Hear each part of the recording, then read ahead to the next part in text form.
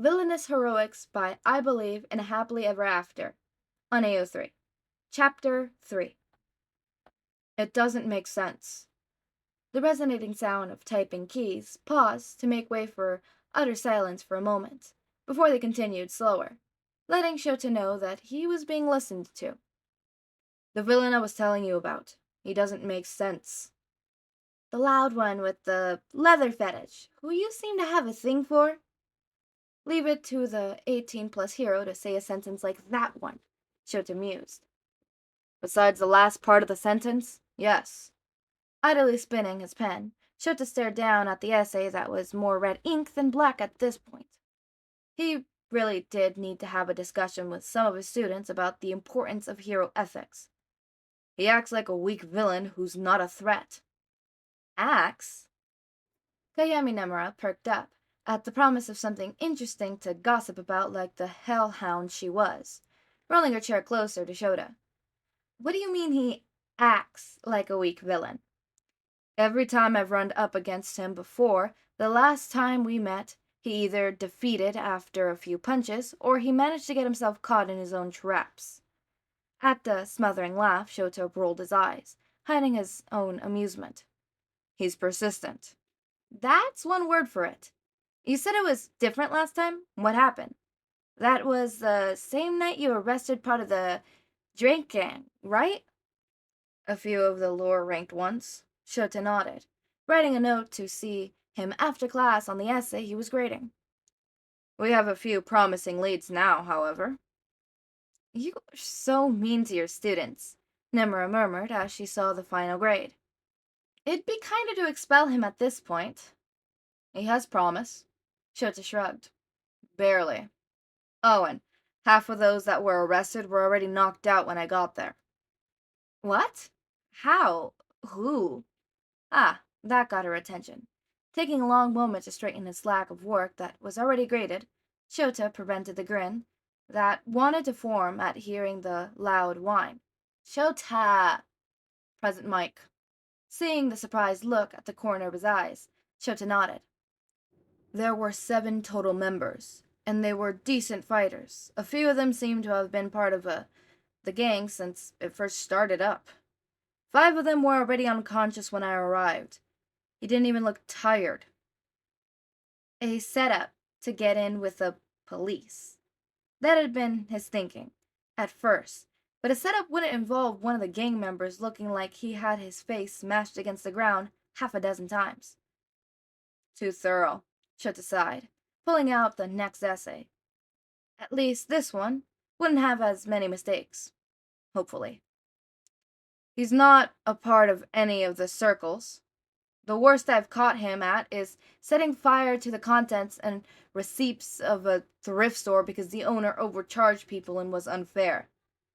Sounds more like a vigilante than a villain, Nimura said quietly, voicing Shota's own thoughts. Are you sure? He called himself the voice villain the first time I arrested him.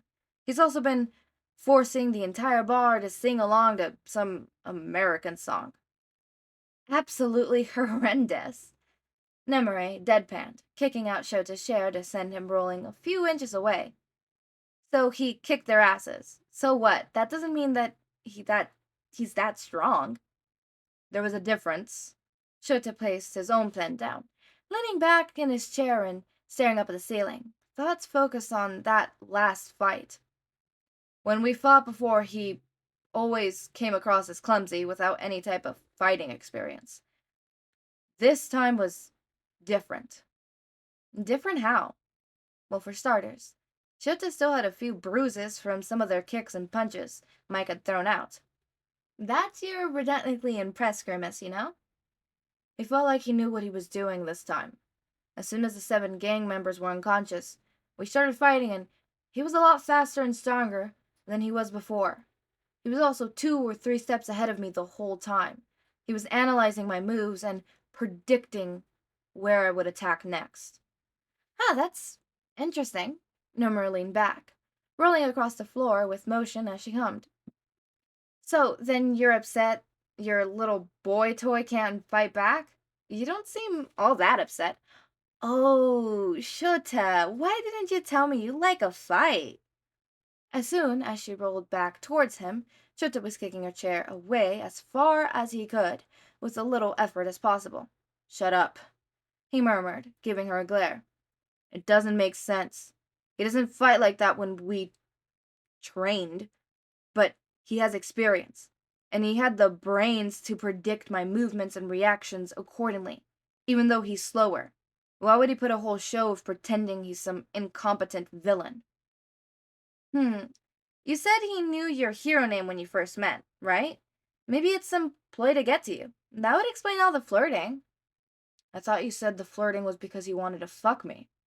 Shota shot back as the door of the teacher's lounge of UA opened. Shota tried to keep his face blank as he looked to see Shijiro standing there with a cup of, no doubt, cold coffee. Hey, Vlad King, Nomuri chirped up, sounding horribly cheerful. I was just telling our dear Eraserhead. I don't even know. The door closed quietly but firmly. Shijiro, no doubtly going back to hide in his classroom. Shota almost wished he could do the same. Look what you did, Nomuri scolded, before crackling as Shota threw a pen at her. All right, so do you think he's in some plan to take Eraserhead down then? No. Shota had done some poking around at the police station, and, well, they'd never bothered to find out President Mike's real name, since he was, in their words, not enough of a threat to warrant the energy. He had found out a few things. Most of what he does is either to cause enough trouble to be annoying, or because he was helping someone. The drink gang members he defeated apparently liked to abuse and threaten teenagers until they agreed to join. Like I said, Shota, he sounds like a vigilante. Maybe he's one of those who think heroes aren't all that cracked up to be, but he still wants to help. Maybe. Shota, finally concerned, letting Nomuri roll back to be close to him. He's interesting, though. He also seemed prefixed on Shota, which was something he'd had to deal with eventually. Let me know whenever you're ready for the talk on safe set. This time, Shota kicked her chair hard enough to topple it over. Over the weeks that Shota fought against President Mike, he noticed a few things about the man who claimed to be a villain. The most annoying trait seemed to be his prosperity for talking in English. The little phrases he threw out were never too troublesome, but the pet names were starting to get on his nerves. Oh, come on, baby. You know I'm just going to come straight back to you. The baby and darling and sweetheart that were always said in English had Shota contemplating gagging the man, but after dealing with Nomuri for so long, they feared that it would only encourage the man further, saying how similar he was to Nomuri some days. I doubt there's anything straight about you. Shota, also reluctantly, had the tendency to murmur like little comments that President Mike always seemed to hear. It was hardly his fault. I doubt there's anything straight about you. Shota also reluctantly had the tendency to murmur little comments that President Mike always seemed to hear. It was hardly his fault when he worked at a high school for a career and had Kamini Nomuri as his friend. You would be correct. The man's voice always seemed so cheerful, considering Shota usually dealt with him around 4 and 5 in the morning. How about you, darling? How straight are you? After that encounter, Shota had taken to always making sure he had a pair of handcuffs on him. Tying him up with the scarf only seemed to encourage him. President Mike, finding out that Shota wasn't exactly straight himself, had encouraged him already enough. It wasn't until almost 3 months into President Mike's academic game that Shota discovered his quirk, and he hadn't been lying about the voice villain. Oi, oi! Didn't your mother ever teach you to play nice with others? Mike's voice had been loud enough to echo into the street where Shota had arrived at a bar. That had been held together by nothing except prayer and luck. He had been responding to a call about a group of people using their quirks at a bar, but hadn't expected to run into Mike, of all villains. Lingering by the door, he had seen that Mike had pinned against the wall 4 villains with some powerful quirks. 2 people passed out, on the floor and everyone else gone or cowering in a corner. Come on, man, don't be a hero. Thought you were some villain or something, Present Mike. You could join us, make an even bigger splash than before. At the offer from the other one, who looked to be in charge, Shota clutched his capture scarf and felt a pang of something, before Mike was laughing and shaking his head. And what? Beat up innocent people just to make a point? I'm fine with where I'm at, thanks. Mike sucked in a large breath of air as the four charged him at once. Shota swore and had started to activate his quirk, but didn't need to. Now, play nice. The last voice. Now, play nice.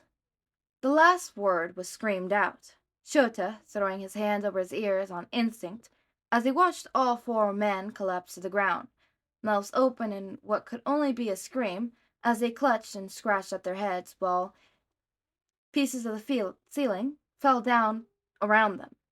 At least Shota knew what the speaker around Mike's neck was for. It had to be directing the sound waves into something more pinpoint accurate. Otherwise, he had no doubt he'd be on the ground as well. Well, the speaker at least made sense, now that he still didn't explain his poor taste in leather or the makeshift on his face that was supposed to be facial hair. Seeing as one of the men passed out and blood beginning to drip from the ear of all of them, Shota looked at Mike and activated his quirk. The sound cut off quickly enough that there was a ringing in his ears as he lowered his hands, but he made sure to keep his gaze on Mike as he let himself take in the damage done by the bar that he could see. He let the police handle that, he figured. Focusing back on Mike, he frowned at seeing the man had a hand to his throat and looking panicked. Ah, of course, he'd be panicked. He probably hadn't seen or heard Shota come in, and Shota had never used a razor on him before. It didn't take long for Mike to look around before seeing him, shoulders dropping and tension draining out of him as Shota let go of his quirk. And how are you doing this lovely evening, hero? Maybe you should have kept the razor up a bit longer.